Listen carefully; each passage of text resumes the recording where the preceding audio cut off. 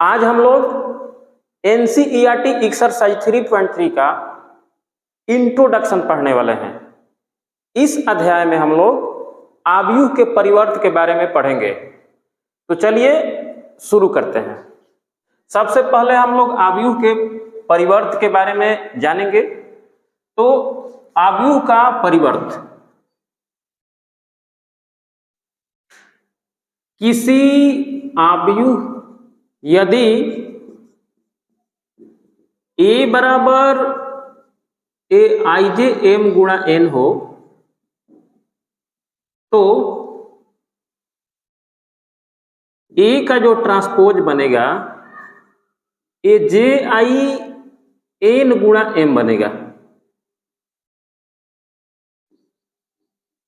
ठीक है, यानी किसी आव्यूह A बराबर AIJ M गुणा N के पंक्तियों तथा स्तंभों को परस्पर विनिमय यानी इंटरचेंज करने से जो नया आव्यूह प्राप्त होता है उसे आव्यूह A का परिवर्त कहते हैं। ठीक है, आव्यूह के परिवर्त को इस प्रकार या इस प्रकार निरूपित किया जाता है। इसे हम लोग transpose of A matrix A पढ़ेंगे या इसे हम लोग आव्यूह का परिवर्त पढ़ेंगे। यदि A बराबर AIJ M गुणा N हो और हम लोग इसका ट्रांसपोज निकालें तो ये AJI N गुणा M होगा। जैसे मान लेते हैं कि एक आव्यूह है 1 2 3 4 और इसका अगर हमें ट्रांसपोज प्राप्त करना हो तो ट्रांसपोज प्राप्त करने के लिए इसके पंक्तियों तथा स्तंभों को परस्पर इंटरचेंज करेंगे। यानी कि ये जो R1 है इसको C1 बना देंगे और जो R2 है उसको C2 बना देंगे। यानी पंक्तियों तथा स्तंभों को परस्पर विनिमय का मतलब होता है कि जो पंक्ति है वो स्तंभ हो जाएंगी और जो स्तंभ है वो पंक्ति हो जाएगा, यानी परस्पर इंटरचेंज हो जाएगा। तो जो R1 है वो C1 हो जाएगा, यानी कि 1 2 ऐसे है तो ये ऐसे हो जाएगा और 3 4 R2 का काम कर रहा है तो ये काम करेगा अब C2 का। यानी कि जो ऐसे सोया है उसको ऐसे खड़ा कर देना है, जो ऐसे पड़ा है इसको ऐसे खड़ा कर देना है। ठीक है, यानी कि जो R1 है वो C1 हो जाएगा और जो R2 है वो C2 हो जाएगा, या जो C1 है वो R1 बन जाएगा और जो C2 है वो R2 बन जाएगा। इस प्रकार हम लोग किसी भी आव्यूह का परिवर्त ज्ञात करेंगे। ठीक है, अब आगे बढ़ेंगे, देखेंगे आव्यूह के परिवर्त का कुछ गुणधर्म। तो पहला गुणधर्म है A के ट्रांसपोज का ट्रांसपोज जो है A के बराबर होगा। दूसरा गुण है कि A का ट्रांसपोज बराबर K इंटू A का ट्रांसपोज। तीसरा प्रॉपर्टी है A प्लस B का ट्रांसपोज बराबर A का ट्रांसपोज प्लस B का ट्रांसपोज। चौथा प्रॉपर्टी है AB का ट्रांसपोज बराबर B का ट्रांसपोज इंटू A का ट्रांसपोज। तो आव्यूह के परिवर्त के ये 4 गुणधर्म है। इन चारों गुणधर्मों के बारे में समझते हैं। पहला गुणधर्म है कि A का ट्रांसपोज निकाल कर फिर उसको ट्रांसपोज करेंगे तो वही आव्यूह प्राप्त हो जाएगा। तो चलिए इसे एक बार थोड़ा सा एग्जाम्पल द्वारा इसे समझने का प्रयास करते हैं। पहला A का ट्रांसपोज इक्वल टू A। मान लेते हैं, माना कि A एक मैट्रिक्स है जिसमें ये सारे एलिमेंट्स मौजूद हैं। अगर हम इसका ट्रांसपोज निकालें तो जो R1 है वो C1 बन जाएगा और जो R2 है वो C2 बन जाएगा। यानी जो ऐसे सोया है उसको ऐसे खड़ा कर देना है, जो नीचे ऐसे है सोया हुआ है उसको ऐसे खड़ा कर देना है, जो ऐसे सोया है उसको ऐसे खड़ा कर देना है, जो ऐसे सोया है उसको ऐसे खड़ा कर देना है। ठीक है, यानी जो R1 है उसे C1 बना देना है, जो R2 है उसे C2 बना देना है। यानी कि R1 C1 के पास चला जाएगा और C1 R1 के पास चला जाएगा, है ना। अब फिर हम अगर A के ट्रांसपोज निकालने के बाद अगर फिर इसका हम ट्रांसपोज निकाल दें तो ये जो ऐसे R1 में बना हुआ है इसे ट्रांसपोज करेंगे तो ऐसे हो जाएगा और ये ऐसे हो जाएगा। ठीक है, अब ध्यान से देखेंगे तो पाएंगे कि A के ट्रांसपोज का ट्रांसपोज जो है बिल्कुल A के बराबर है। यानी A हम जो ये लिए हैं इसका ट्रांसपोज कर दिए तो ये आ गया। ठीक है, फिर पुनः इसका ट्रांसपोज कर दिए तो इतना हो गया, और इसमें बिल्कुल अंतर नहीं है, है ना। तो A के ट्रांसपोज निकाल के फिर अगर हम ट्रांसपोज निकालेंगे तो बिल्कुल A के बराबर हो जाएगा। इस प्रकार पहला प्रॉपर्टी जो है प्रूफ हो गया। अब चलिए हम लोग दूसरा प्रॉपर्टी भी देख लेते हैं। ठीक है, दूसरा प्रॉपर्टी है कि A का ट्रांसपोज जो है K इंटू A के ट्रांसपोज के बराबर होता है, जहां K कांस्टेंट है यानी अचर है। तो इसमें भी वही हम उदाहरण ले लेते हैं। माना कि A बराबर 1 2 3 6 ये एक मैट्रिक्स है, और हम क्या करते हैं KA निकालते हैं।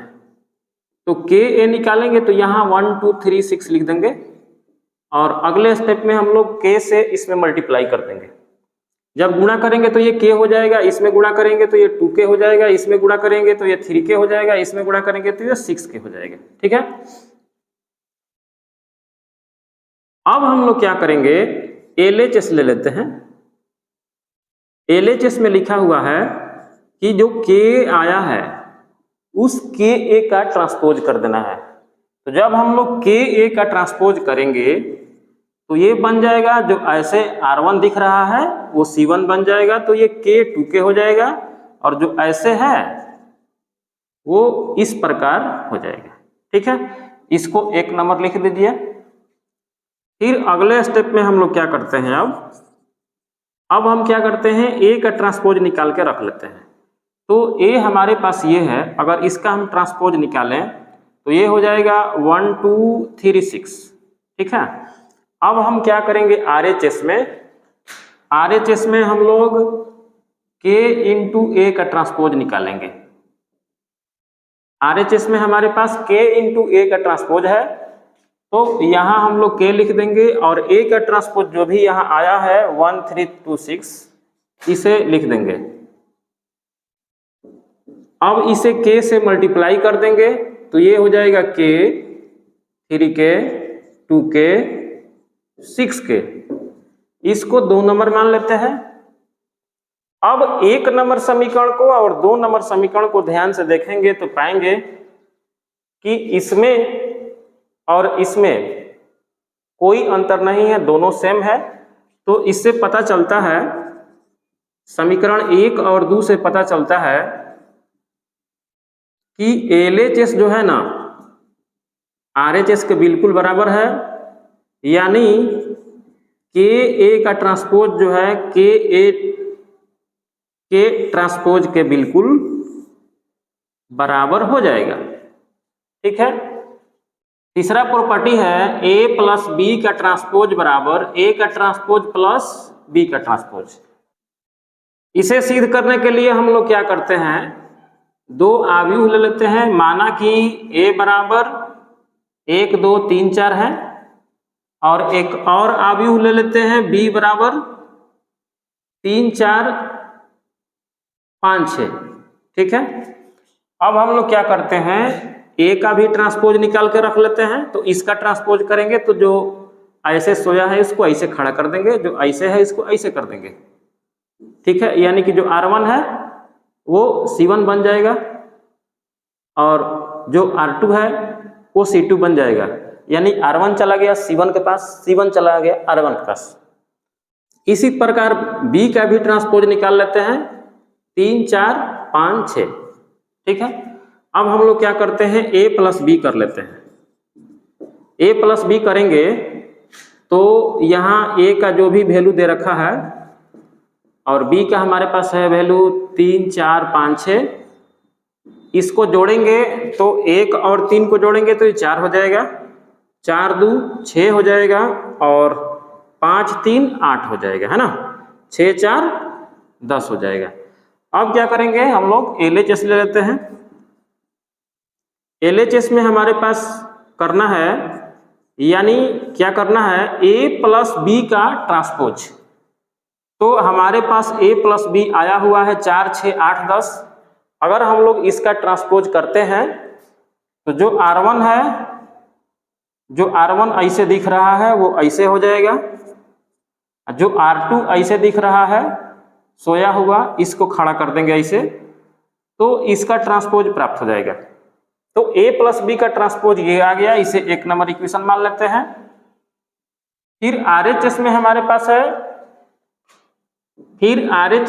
पास है, A का ट्रांसपोज प्लस B का ट्रांसपोज। तो A का ट्रांसपोज कितना है, 1 3 2 4, 1 3 2 4। B का ट्रांसपोज आया है मेरे पास 3 5 4 6। अब A के ट्रांसपोज और B के ट्रांसपोज को जोड़ेंगे तो इसका जो रिजल्टेंट प्राप्त होगा 3 1 4, 5 3 8, 4 2 6 और 6 4 10। इसको 2 नंबर इक्वेशन मान लेंगे। अब 1 नंबर समीकरण और 2 नंबर समीकरण को ध्यान से देखेंगे तो पाएंगे कि ये दोनों जो है एक दूसरे के बिल्कुल बराबर है, यानी कि समीकरण 1 और 2 से निष्कर्ष निकलता है, समीकरण 1 और 2 से A प्लस B का जो ट्रांसपोज आया है वो A के ट्रांसपोज और B के ट्रांसपोज के बिल्कुल बराबर है। इस प्रकार प्रॉपर्टी 3 जो है प्रूफ होता है और ये किसी भी अवयव के लिए सत्य होगा। तो क्वेश्चन में इस प्रकार का अगर कंडीशन आए तो आप इसका इस्तेमाल कर सकते हैं। चलिए अब लास्ट और अंतिम प्रॉपर्टी देख लेते हैं कि ये कैसे आता है। चौथा प्रॉपर्टी को भी इसी उदाहरण पर सिद्ध कर लेते हैं। ठीक है, चौथा प्रॉपर्टी है AB का ट्रांसपोज इक्वल टू B का ट्रांसपोज इंटू A का ट्रांसपोज। अब उदाहरण वही रहेगा। ठीक है, A का ट्रांसपोज निकल गया है, B का भी ट्रांसपोज निकल गया है। अब यहां हम क्या करेंगे कि इसको थोड़ा सा बदल लेते हैं। ठीक है ना, अब यहां हम लोग क्या करेंगे, A गुणा B कर लेंगे, है ना, A गुणा B कर लेंगे। तो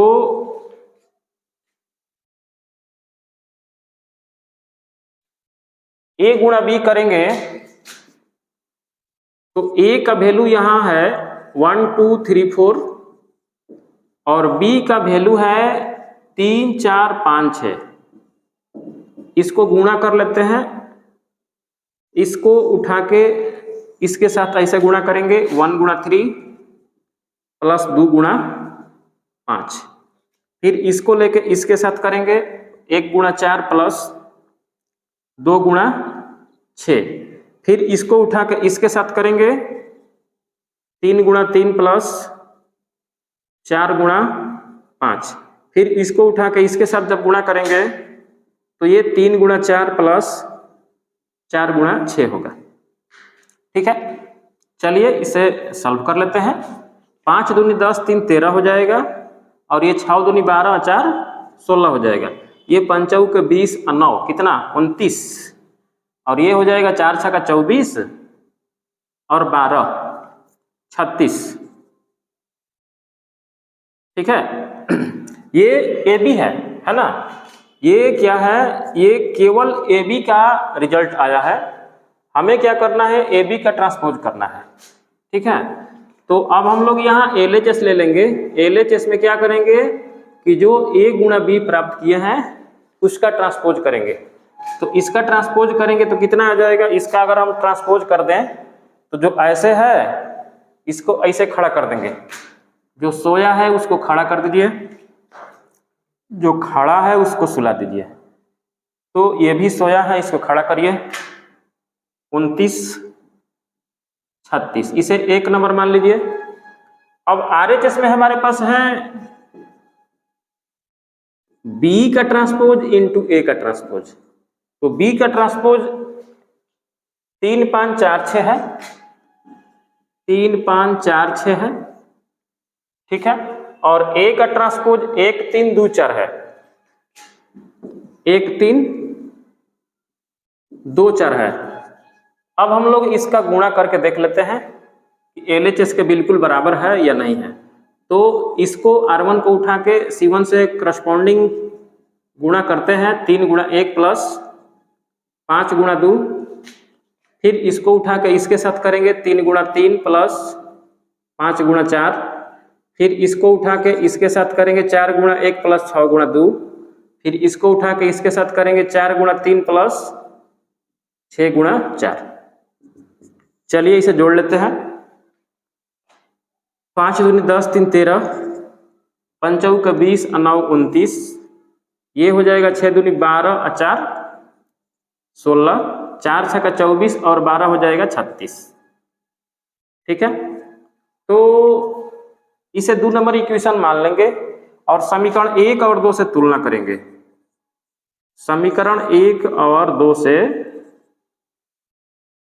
तुलना करेंगे, दोनों को देखेंगे तो पाएंगे कि AB का ट्रांसपोज जो आया है वो B के ट्रांसपोज इंटू A के ट्रांसपोज के बिल्कुल बराबर है।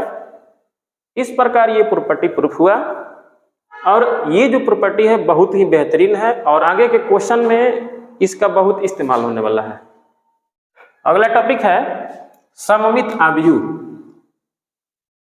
तीसरा टॉपिक है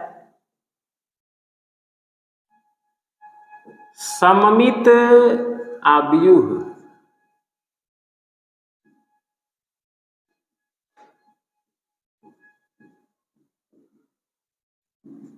सिमेट्रिक मैट्रिक्स।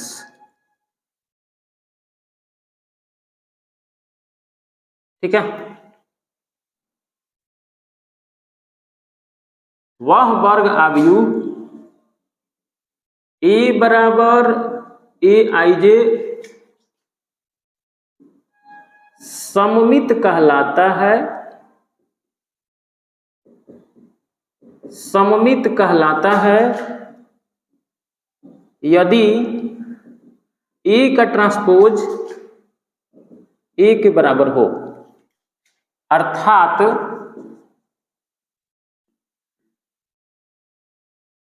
AIJ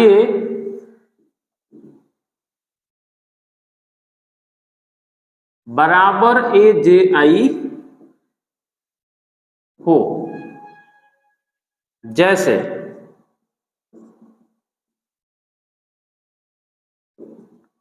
A बराबर, जैसे ये एक आव्यूह है, अगर इस आव्यूह को हम लोग ट्रांसपोज करते हैं, अगर इसे हम लोग ट्रांसपोज करें तो ये इतना हो जाता है। अगर इसको ऐसे कर दें और इसको ऐसे कर दें तो ये हो जाता है, यानी कि A इतना ही है, A का ट्रांसपोज कर दिए तो वो भी उतना ही आ गया, यानी कि हम लोग A का ट्रांसपोज किए A के बिल्कुल बराबर आ गया। इस प्रकार अगर किसी आव्यूह को हम लोग ट्रांसपोज करें और वही आव्यूह प्राप्त हो जाए तो इस प्रकार के आव्यूह को सममित आव्यूह यानी सिमेट्रिक मैट्रिक्स कहा जाता है। ठीक है, इसमें एक बात और ध्यान रखना है कि अगर एलिमेंट्स ऑफ 1 2 हम लोग निकालें तो ये एलिमेंट्स ऑफ 2 1 के बिल्कुल बराबर होता है ना। जैसे मान लीजिए कि एलिमेंट्स ऑफ 1 2 5 है, तो एलिमेंट्स ऑफ 2 1 निकालेंगे तो ये भी 5 ही होगा, देख लीजिए, है ना। तो इस बात का भी ध्यान रखना है कि अगर ए का ट्रांसपोज करिएगा तो वो ए हो जाएगा, और ये भी करिएगा तो इसके बिल्कुल बराबर होगा। ठीक है, तो एक उदाहरण द्वारा इसे समझ सकते हैं। आगे बढ़ते हैं, चलते हैं, समझते हैं कि विषम सममित अवयव क्या होता है। ठीक है, जस्ट इसका उल्टा है विषम सममित अवयव। अगला टॉपिक समझते हैं, विषम सममित अवयव सीक्यू सिमेट्रिक मैट्रिक्स। वह वर्ग अवयव A बराबर Aij विषम सममित अवयव कहलाता है यदि A का ट्रांसपोज माइनस A के बराबर हो, यानी एलिमेंट्स ऑफ Aij बराबर माइनस Aj हो। यानी कि अगर हम लोग किसी अवयव का ट्रांसपोज निकालें और वही अवयव आए लेकिन माइनस में आए, तो इस प्रकार के अवयव को विषम सममित अवयव यानी सीक्यू सिमेट्रिक मैट्रिक्स कहेंगे। एक उदाहरण द्वारा इसे समझने का प्रयास करते हैं। जैसे एक उदाहरण लेते हैं, माना कि एक अवयव ये ऐसा है 0 - 1 1 0 है ना, ये एक मैट्रिक्स है, इसे हम लोग ट्रांसपोज करते हैं। ठीक है, इसे ट्रांसपोज करते हैं, ए का ट्रांसपोज निकालते हैं, तो ट्रांसपोज निकालेंगे तो ये 0 - 1 1 0 हो जाएगा। इसमें माइनस का कॉमन ले लेते हैं, तो जब माइनस कॉमन लेंगे तो 0 0 ही रहेगा, एक वाला -1 हो जाएगा, ये -1 1 हो जाएगा, ये 0 हो जाएगा। ठीक है, तो अगर इसे ध्यान से देखें तो इस मैट्रिक्स में और इसमें बिल्कुल अंतर नहीं है। तो यहाँ हम लोग कहेंगे कि ये माइनस में तो है लेकिन वही वाला अवयव है ये माइनस में तो है लेकिन वही ए अवयव है, यानी कि अगर इसमें हम ए का ट्रांसपोज निकाले तो -a प्राप्त हो गया है ना। इस प्रकार ए जो है एक विषम सममित अवयव है ना। यानी कि अगर विषम सममित अवयव चेक करना हो और कोई भी अवयव दिया हो तो ए का ट्रांसपोज निकालना है। अगर ए का ट्रांसपोज माइनस में वही अवयव आ जाता है तो वो विषम सममित अवयव होगा, अगर नहीं आता है तो नहीं होगा। ठीक है, तो ये जो ए अवयव है ये बिल्कुल विषम सममित अवयव है क्योंकि ए का ट्रांसपोज -a के बराबर है। ठीक है, चलिए एक प्रमेय देखते हैं। प्रमेय है, वास्तविक अवयव वाले किसी वर्ग अवयव ए के लिए a + a का ट्रांसपोज एक सममित अवयव तथा a - a का ट्रांसपोज एक विषम सममित अवयव होते हैं, एक विषम सममित अवयव होते हैं। तो चलिए इसे प्रूफ करते हैं।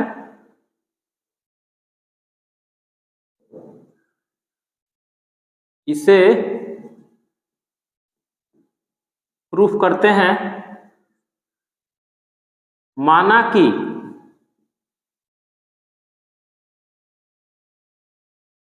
B बराबर A + a का ट्रांसपोज, A + a के ट्रांसपोज को हमने B मान लिया। अब क्या करेंगे, B का ट्रांसपोज करेंगे, यानी A + a का जो ट्रांसपोज है उसको ट्रांसपोज करेंगे। तो हम लोग एक थ्योरम पढ़े थे प्रॉपर्टी ऑफ ट्रांसपोज वाला। तो अवयव के परिवर्त का एक गुण धर्म होता है कि अगर ये इस प्रकार रहेगा तो इसका ट्रांसपोज इसके ट्रांसपोज के बराबर होगा। अवयव के परिवर्त का एक गुण धर्म है कि A + b का ट्रांसपोज A के ट्रांसपोज + b के ट्रांसपोज के बराबर होता है। तो अगर इसी अवयव के परिवर्त के गुणधर्म पर इसे रखें तो इसका ट्रांसपोज हो जाएगा और A के ट्रांसपोज का भी ट्रांसपोज हो जाएगा। तो A का ट्रांसपोज यहाँ A का ट्रांसपोज ही रहेगा और A के ट्रांसपोज का ट्रांसपोज अगर निकालेंगे तो ये A हो जाएगा। तो ध्यान से देखेंगे तो पाएंगे कि हमने तो भाई B का ट्रांसपोज निकाला, लेकिन B का ट्रांसपोज निकालने के बाद भी जो रिजल्टेंट है A + a का ट्रांसपोज ही प्राप्त हुआ है। यानी कि हमने B का ट्रांसपोज निकाला और B ही प्राप्त हो गया, यानी कि हमारे पास जो ये B माने थे, इस B का हम लोग ट्रांसपोज निकाले। ट्रांसपोज निकालने के बाद जो रिजल्टेंट है वो बिल्कुल B के बराबर आ गया। अतः B एक सममित आव्यूह है। B एक सममित आव्यूह है और B हम किसको माने हैं, तो A प्लस A के ट्रांसपोज को माने हैं। इस प्रकार A प्लस A का ट्रांसपोज एक सममित आव्यूह होता है। याद रखना है, वास्तविक अवयव वाले किसी भी वर्ग आव्यूह A के लिए A प्लस A का ट्रांसपोज हमेशा सममित आव्यूह होता है। अब चलिए ये भी देख लेते हैं कि A माइनस A का ट्रांसपोज विषम सममित आव्यूह होता है या नहीं होता है। तो यहां भी हम लोग क्या करेंगे, A माइनस A का जो ट्रांसपोज है उसको भी B मान लेते हैं और इसी प्रकार हम लोग इसे भी ट्रांसपोज करके देखते हैं। तो B का ट्रांसपोज यहां हम लोग निकालेंगे। तो B का ट्रांसपोज निकालेंगे तो A माइनस A का ट्रांसपोज हो जाएगा। फिर इसे प्रॉपर्टी के अकॉर्डिंग रखते हैं तो A का ट्रांसपोज माइनस A के ट्रांसपोज का ट्रांसपोज हो जाएगा। तो A का ट्रांसपोज ज्यों का त्यों रहेगा और A के ट्रांसपोज का ट्रांसपोज बिल्कुल A के बराबर हो जाएगा। और इसमें अगर हम माइनस कॉमन ले लें तो ये वाला आगे हो जाएगा, ये वाला पीछे हो जाएगा, है ना। तो A माइनस A का ट्रांसपोज ही आ गया। तो A माइनस A का ट्रांसपोज यहां रखेंगे अगर हम B, तो देखेंगे कि B का ट्रांसपोज माइनस B है। अतः हम लोग कह सकते हैं कि B एक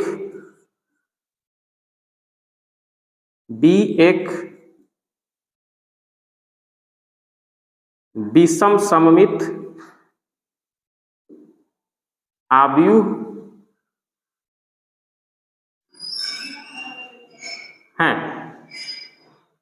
ठीक है, एक अंतिम प्रमेय है वो भी समझ लेते हैं।